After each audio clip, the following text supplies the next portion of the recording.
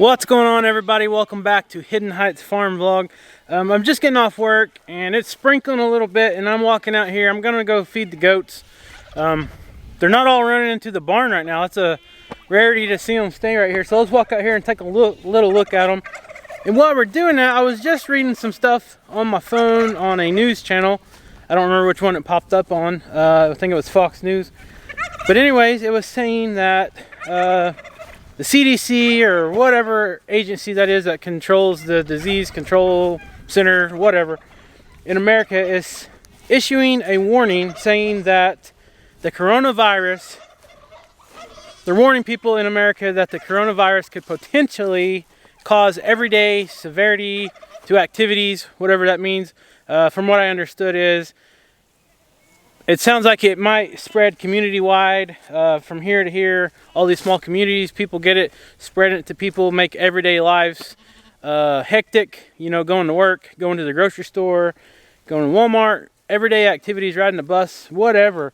Sounds like it might be kind of a mess. So, is it something that they're just hyping up? I know it's very, very serious in China, but I did a little research today. I got on Amazon and I started looking at like hand sanitizer. I started looking at the face masks, like the medical type face masks that you get in a hospital. Well, they're pretty much sold out, and the ones that are available, they are super expensive. So this is probably something that we want to take lightly. I mean, it could happen, and if it does, you want to have those supplies. But another thing it makes me realize is we want to make sure we got plenty of food and water storage at home. Because for some reason, if we can't get those supplies to go out to be safe in public, you're going to want to stay home as much as possible. You don't want to go around to where the masses collect, you know, like the post office, the grocery store, stuff like that. You don't want to mess around with this if it is serious, because by the time you might have it, it might be too late.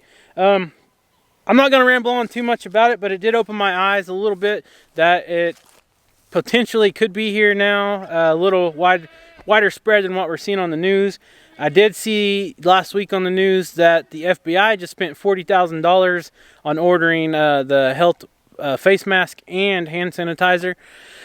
So it's definitely something to look into. All the goats just left me. So anyways, we'll talk about that on another video or something. We'll kind of watch the news and see where that goes. But it is something to start watching. I don't pay a lot of attention to the news, but I have seen this pop up several times in the past few weeks, and now they're saying that it could potentially be a crisis in the United States of America.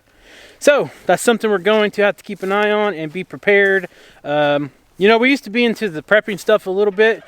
We got a lot of stuff ready for that. We are prepared on a sense of if we were bunkered down here at the house on the farm, we would be able to survive. We have plenty of water. We have plenty of ammo, plenty of medical supplies, plenty of food for a long time. But, you know, if it's something that you get a virus from, something silly like this, you bring it home to your family, then you're quarantined in a hospital or something, you might not even be at your house or your farm or homestead, whatever. So it's definitely something to take into consideration. So all these goats are in the barn. I don't have the feed on me. I want to go in here and just see what they're up to. Ginger, you can't get out there, girl. So guys, bear with me. I know it's dark in here. I just kind of want to give a little update on the babies. There's little Ginger right there. I want to show you guys where I've been feeding them. So, you guys see that gate? So I had the gate there last year. And what that is this is like a little creep feeder gate to where the babies can get through here, but the big goats can't. So what I've been doing is I fill this little feeder up with feed, and the babies get in here, eat all day long. There's a Spike. He wants to come get some feed, which I don't have any. Sorry, buddy. I will feed you as soon as I get off this little video here. Just wanted to give everybody an update. But anyways, it's been working out good. They've been almost eating this whole thing every day, which is good. We want them to grow as fast as we can. I got a bale of alfalfa in here. I just kind of put on the ground, they kind of nibble on it. Got some hanging there on that hay feeder as well.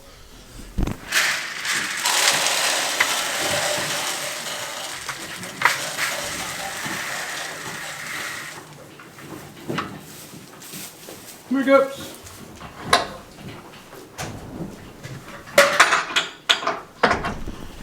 Okay, so Spike didn't want to go through the gate to come eat, so I went and grabbed him. What are you doing? We're gonna send him down here and show him the food and see if he'll eat it. He's usually the first one in here every time. There you go, buddy.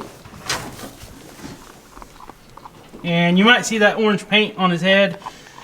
That is because this last weekend, Rachel and I worked these little goats. We gave them all their CDT shots. And every time we got done giving one the injection right here between his shoulder blades, we would mark their head with the orange paint. That way we knew which one was already vaccinated. That good stuff? You're starting to look like a little skunk, Spike. Okay, so we got 3 of them in here now, and you got Taylor Swift in here doing her thing over here, nibbling on some alfalfa. But it's been working out pretty good. These guys are starting to grow a lot more now that they're eating the feed and still drinking the milk from their moms. So, so far so good. We've got a couple of the babies sold already, and they are gone. And you can see these babies are not scared to get in there and just get them a bite to eat. It's quite funny. So far we haven't had any injuries, so that's a good thing.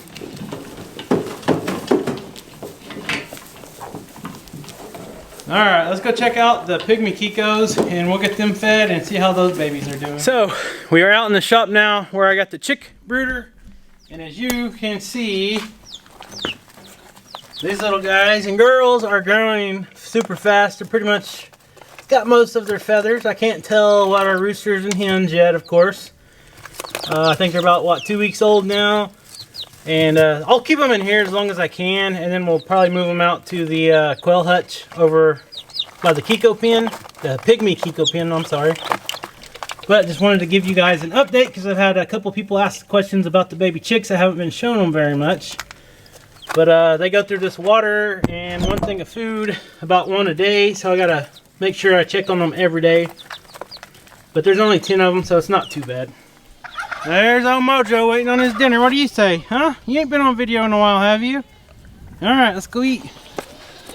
You got old Skeeter here chasing turkeys everywhere. What do you think about them turkeys, Skeet? That boy's full of energy. Okay, so I went ahead and fed all the pygmy Kikos. You got these babies everywhere over here. Just crazy, crazy nonsense. Non-stop action. You got the moms fighting. You got the babies over here doing all kinds of stuff they're not supposed to. Climbing up here. Some of them's being dirty. Jeez. Are you guys king of the mountain or what? Yeah? You scared to jump?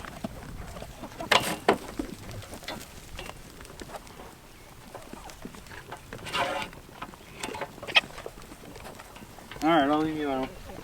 You're the king, boy. Can we pet you? Nope.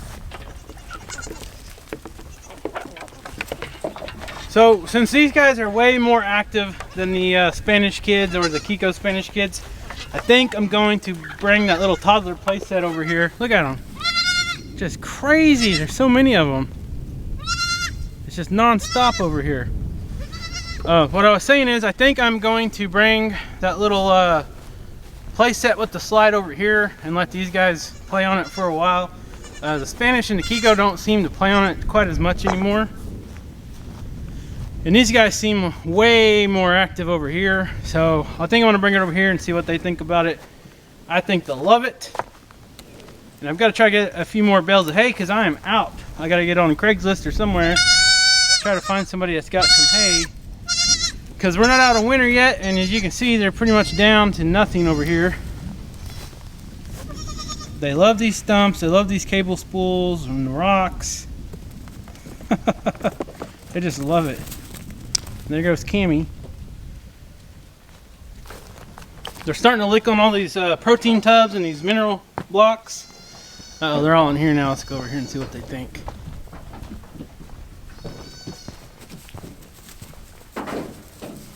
Got you guys trapped. So this little nesting box, this is what this wood box is. I built it for the peacocks and the turkeys when we had them in here. And it's a nesting box for the bigger birds. I'll show you guys. And this is the goats, the baby goats' favorite place to sleep. They all get in here and they kind of cuddle up in there. We put a bunch of straw in there and they made a little nice little bed. And they love sleeping in there. They are quite funny to watch. You can sit out here and watch these guys all day long. They just, you never know what they're going to do. Look at this. Trying to sit there trying to chew on that. That's a hanger I had the turkey feeder on. They just get so curious and trying to learn everything. It's just funny to watch them. Every day they do something different.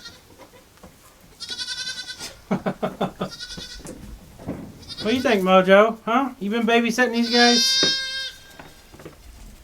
You come and check things out? Huh? You coming to check stuff out, bud? You're a good boy. You got stick tights on you. Alright. Alright, who wants to be close up on camera? You look like a little deer, little fawn deer. You look like a little goat. Curious little goats. What you want? Huh? You want petted? Pet you all the time, boy. Alright, let's let them be. So if you've been following the channel for a while, you know that the storm that came through knocked a big tree down by our house, knocked a few trees down in our other goat pasture, knocked our wild plum or our sand plum tree down. This is it right here. And the weird thing is, this tree is not dead. I don't know how well you can see. These roots are still in the ground. I guess it's got a couple tap roots that's still getting its water and nutrients from the soil. But this thing ain't dead. And I don't know if we're going to try to dig this back up and try to plant it. We might try to. I don't know, because it is right underneath this power line. And it's kind of starting to grow a little tall. But Rachel begged me not to do anything with it. Like, I was going to just come dig it up and cut it up and do whatever. But she said, well, the goats love playing on it. They like eating the branches and all that. So I left it for now. And I'll probably leave it until these baby goats are done playing. They love gathering around on this and playing on it. So that's why it's still here, if you guys are wondering. It's a nice little play toy over here. And like I said, I'll probably try to bring that little Tykes toddler slide and all that over here.